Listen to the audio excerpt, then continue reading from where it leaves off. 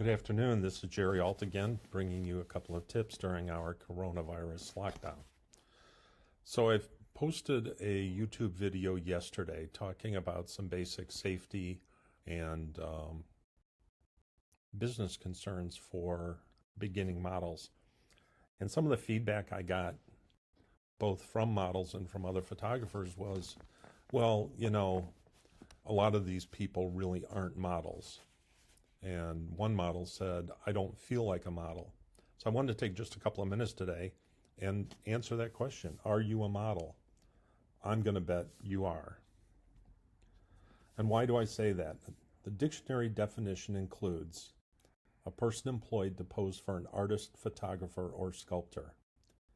Now, it says employed to pose, but let's be honest, trade for photos is a form of compensation. You're agreeing to give your time and whatever expertise you bring to the table, your hair and makeup skills, in return for helping that photographer build his or her portfolio.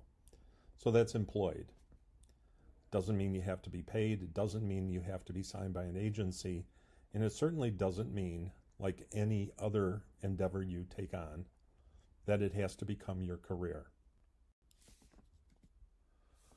The modeling myth is that, you have to be tall and skinny. Now, the fashion industry is the most particular.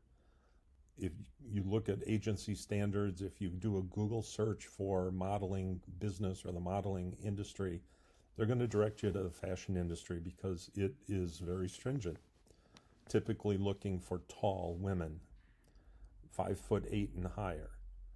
A chest size from 32 to 35, and to be honest, mostly looking for an A or B cup, and a size from 0 to 6, with 6 in some of the fashion world being considered on the cusp of a plus size model.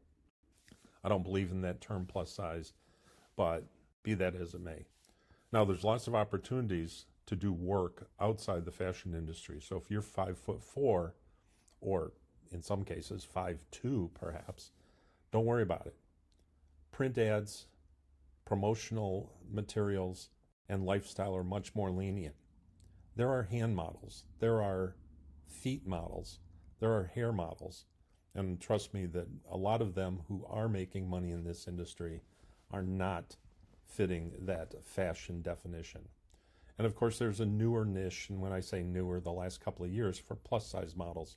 And you've seen even in Sports Illustrated's swimsuit edition, more and more plus size models being included. The reality for any of you who are thinking about modeling, or who have had friends who have said, you're so pretty, you ought to be a model. You can be a model just by putting yourself out there. Do some work for an artist or a photographer in your area. Build up your skills, build up your confidence. You don't have to be working toward a career.